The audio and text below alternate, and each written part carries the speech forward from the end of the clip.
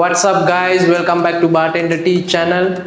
So today what we're going to do it, we're gonna continue where we stopped talking about the whiskey, and let me give you some introduction what we're going to talk about today as well. So we're gonna talk what is whiskey, how they make whiskey, and what type of the whiskey, the flavor of the whiskey, and how to drink and how to taste the whiskey. And especially we're gonna talk about the Scotch whiskey as well. So let's talk about a little bit deeper more than what we're going to explain now. So today I'm here with Mr. Sam. So welcome back to BartenderT channel, Mr. Sam. Hi. So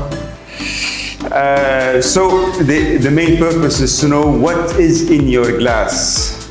When we talk about whiskey is now made in over 130 countries around the world. Whiskey is not anymore what we know as Scotch whiskey, American whiskey, or Japanese whiskey. Many countries around the world make whiskey. But what is whiskey, actually? Whiskey is mainly made from grains. So grains that are fermented, distilled, and then aged in a wooden barrel. Okay, this makes a whiskey. The aging process makes it more flavorful and gives it a character that we know about. So when you talk about different kind of whiskeys, many people know about American whiskey. So this is a bourbon whiskey. Bourbon whiskey is known to be smoother, sweeter in terms of flavor. And then we have the very famous Japanese whiskeys that are very well made, precise whiskeys. Origin of the Japanese whiskeys is Scotch. So they learned from the Scotch whiskeys, went back to Japan, and they made this exquisite whiskey that we now know as Japanese whiskey.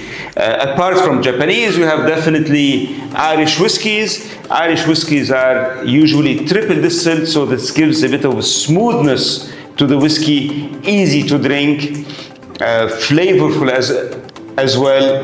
This is one part of whiskey as well in the world. So what we have is, you may know other Indian whiskies like Amrut, Indri, Paul John whiskies. We have now German whiskies. All kinds of whiskies are now made around the world, but there is one main issue. It's made out of grain that is fermented and then distilled, aged in a wooden barrel.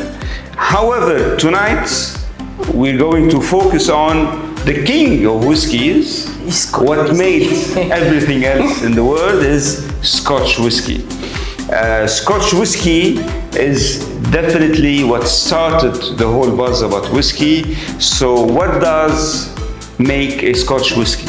Scotch whiskey has to be made in Scotland, first of all. It should be aged for a minimum of 3 years in an oak barrel, and it should be bottled at a minimum of 40% alcohol. So 3 main characteristics that make a Scotch whiskey. So this is something unique, but the main issue is it has to be made in Scotland. Scotch whiskey cannot be made outside of Scotland, all right? So when you talk about Scotch whiskey, we know about many whiskies around the world. We know about Johnny Walker, Chivas, Dewars. These are blended Scotch whiskies. And then we hear about Macallan, Tomatin, Glenglassaugh. These are single malt Scotch whiskies. We know about blended whiskies, blended malt whiskies. So whiskey is divided into 4 different categories. One is single malt, which is the king of the whiskey. And then we have a blended malt, so made from different distilleries, but mainly different single malt distilleries. And blended Scotch whiskey, which is made from a mixture of single malt and grain whiskey. Grain whiskey is a whiskey that's made from grain that gives a bit of smoothness to the whiskey, because malt is usually very harsh. All right, and what is single malt? When you talk about single malt, I think when you call single malt, should be 100% malted barley, right? Correct. So single malt is a whiskey that's coming from one distillery, okay, from 100% malted barley. So that's the definition of a single malt. Definitely when you talk about single malt, it's also has to be made in Scotland, has to be distilled and bottled in Scotland as well, at a minimum of 40%, aged for a minimum of 3 years in oak barrels. This is generally what is Scotch whiskey, right? So we go from different categories of whiskies. It's very easy to know. You don't need to taste it. Read the label. So before we talk about something, let me explain to what is malt and unmalt as well. So guys, malt mean when they producing the alcohol whiskey, they gonna put grain inside the water to release that natural sugar from the grain. Am I right? Correct. Yeah. Correct. So go ahead. Correct. So it's very important to read the label. A lot of information is on the label. This is one very important tip, and we forget. We look at the bottle. Oh, that's a very nice bottle. So if I read on this bottle, it says single malt. So I know what it is by now, right? If I read this one, it says blended malt, a blend of different malts. So it is there for us to know what is the category of this whiskey, and then we decide. However, Scotland is divided into different areas, different regions that make the profile of whiskey, and this is because of historical reasons. So, guys, when we talk about Scotch whiskey has 5 official regions, but I will tell you about a 6th one, which will be an extra for you guys. So, this is the map of Scotland. If we look at one of the tiniest regions, which is Speyside, Speyside is the smallest region probably, with the highest number of distilleries inside. Speyside gives you the flavor of rich caramel, chocolatey, strawberry kind of taste. Especially Glenfiddich come from Exactly. Many known whiskies come from Speyside. So Macallan, Glenlivet, Glenfiddich, all come from the Speyside region. And then the biggest region is Highlands. So the Highlands is known for its floral, honey, diverse flavor because it's such a large area. So you may have smoky whiskey also coming from this area. If you look to the south, close to England, we have the Lowlands. Lowlands has fruity, smoother kind of taste. It's closer to the quality or the character of the Irish whiskey. And on the west side, we have Campbelltown. Campbelltown is a historic area. This is where you have a briny, malty kind of profile. We have Islay, which is now quite known by its very peaty, very smoky flavor. Flavor like Talisker. like Laphroaig, like Ardbeg, like Bowmore, like Lagavulin, like Port Ellen now. All these come from Islay, which is quite known for its extra peaty, extra briny, maritime, barbecue flavored whiskey. So each area or each region in Scotland has its own profile. The 6th region, which is not an official region, but it's well known, is what you see here, are the islands all across Scotland.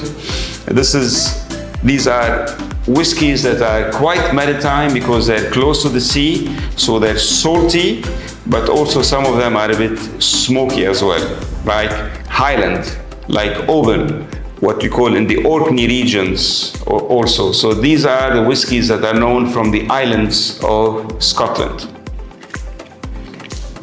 Scotch whiskey is very well linked to the history of Scotland and to the history of Britain. It is linked to what has happened for the last 400, 500 years in terms of taxation, in terms of wars, in terms of a change of attitude of people. When we talk about whiskey, we said there are 4 different categories of whiskies, which are single malt, blended scotch, blended malt, and single grain. All right. So single malt is the essence, is where the whiskey started first, because it's the easiest or the most accessible whiskey that used to be made. And then they thought, let's change the profile of this whiskey because it was harsh with the malt. They added grain whiskey to it, and that became the blended Scotch whiskey known today as Johnny Walker, as Chivas, as Dewar's White Label, as Ballantine's, as J&B. All these famous brands came from pioneers in whiskey making. When we talk about single malt, we talk about a different way of drinking. We talk about the king of Scotch whiskey. However, we have to know that 90% of the volume of Scotch whiskey that is sold in the world is blended Scotch whiskey. Only around 10% is single malt Scotch whiskey. So it's still a small category compared to what the people around the world consume as whiskey. In our modern era now, things have changed. Now we know more about whiskey, we know more about the history of whiskey, we know about the Macallans, we know about the other whiskies, the single malts, the blended, and the profile of the whiskey. The main thing we have to know, guys, this has taken a lot of centuries to be made. A lot of history is in each bottle. A lot of craftsmanship is in each bottle. So when you drink whiskey, drink it with pleasure. Drink and sip, don't chug. So the way we drink whiskey, so let's say 12-year-old whiskey. I love this. Oh. So I'm gonna put a bit, what we call a dram of whiskey. Making this whiskey has taken at least 12 years, right? I'm not going to pour it and just drink it. I'm going to take time to leave it in my glass. We say 1 year in the bottle equal to 1 minute in the glass. So if I have a whiskey that's 12-year-old, I will let my whiskey rest in my glass for 12 minutes. What this does is open up the whiskey to the air and gives it much more aroma. Patience. Patience will lead us to better understanding of the whiskey and a better appreciation of the whiskey. Let it breathe. So, slant. Slant.